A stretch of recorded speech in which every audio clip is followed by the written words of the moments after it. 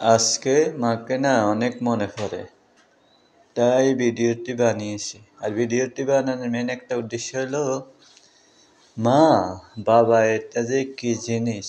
আসলে আমরা কথা আছে না, দাঁত থাকতে দাঁতের মর্ম বুঝি না, ঠিক এগুলো সেম। যখন থাকবে না তখন বুঝবেন আসলে এটা কি জিনিস, কারণ যখন থাকবে তখন বুঝবেন না।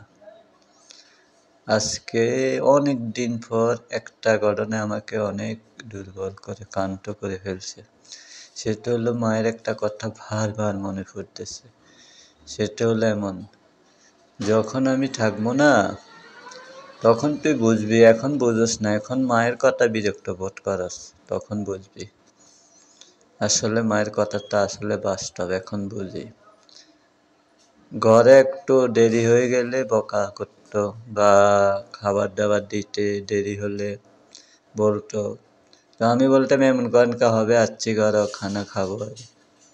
কিন্তু দুর্ভাগ্যের বিষয়, সেই ভোলার মানুষটা আর নাই।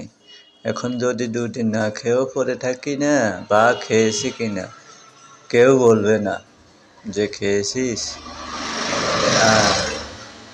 সত্যি এটা দুঃখজনক। এটাই লাইফ, এটাই জীবন। মা বাবার চেয়ে বেশি আপন কেউ হয় না। যৌতুক ধরে যেটা শুনছেন এটা বাস্তবতা। মা বাবা আল্লাহর এমন একটি নেমত যেটা শুধু হারানোর পর বোঝা যায়, থাকলে বোঝা যায় না। আর থাকলে বোঝা যায় না বিধায় আমরা এটাকে অবহেলা করি প্রচুর পরিমাণে। আমরা তাদেরকে মূল্য দিতে জানি না। কিন্তু যখন হারিয়ে ফেলি তখন বহুত আফসোস করি, বহুত কান্না করি, কিন্তু তখন তো আর পাওয়া যায় না। এই কারণে যদি কেউ বলে, আমি মনে করি মা বাপ যার আছে তার দুনিয়াতে একটা জান্নাত আছে। যার নাই সে জানে এই জান্নাতটা যে কত মূল্য রতন। কারণ আজকে এমনও দিন যায় আমি খানা তো আল্লাহ পাক খাওয়ায়, তা তো অস্বীকার নেই, কিন্তু খাওয়ার মাঝেও যেমন আগে যদি খাওয়ার পরে বা খেয়েছি, কিন্তু ভাবতো বা ঘরে গেলে জিজ্ঞেস করতো, বা আমি তো দোকান থেকে যাইতে একটু দেরি হতো, গরম হয়ে যেত, তুই এত দেরি করে আসলি কেন। এখন আর গরম হওয়ার মানুষ নাই, কেউ বলবে না দেরি কেন করছো। খাওয়া খেয়েছো, আগে টাইমের আগে খানা খেয়ে ফেলতাম, বা আম্মুই বলতো রান্না নাচ্ছে ওকে খাবার দে, কিন্তু এখন ওই মানুষটা আর বলার নাই। তাই খাওয়ার টাইমও এখন আর আগের মতো নাই। নিজেকে বলে খেতে হয়, নিজের পেটে আবার নিজেকে খুঁজতে হয় খাবার। এটাই লাইফ, সত্যি দুঃখজনক। এই কারণে এই ভিডিওটি করার একটাই উদ্দেশ্য, আসলে মা যে কি জিনিস এটা হারানোর পর এখন টের পাইতেছি। এই কারণে আপনাদের সাথে শেয়ার করলাম।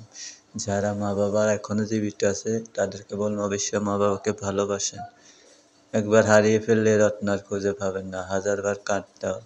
এটা যে কত একটা অফুরন্ত আল্লাহ পাকের ভান্ডার, যারা হারিয়েছে শুধু তারা জানে। কিন্তু কথা আছে না, সুখে যখন থাকে তখন মানুষের আর দুঃখের খবর থাকে না। মা বাপ থাকে যা, তার সে সুখে সে বুঝবে না এটার ব্যথা যন্ত্রণা কি। যখন হারিয়ে ফেলবে তখন বুঝবে। এই কারণে বলি হারানোর আগে খুঁজুন, হারিয়ে ফেললে খুঁজলে আর পাবেন না। থাকতে খুঁজুন, থাকতে সেবা করতে শিখুন, থাকতে যত্ন নিন, তাহলে লাভ হবে। হারিয়ে ফেলে হাজার কাঁদলে আর খুঁজে পাবেন না।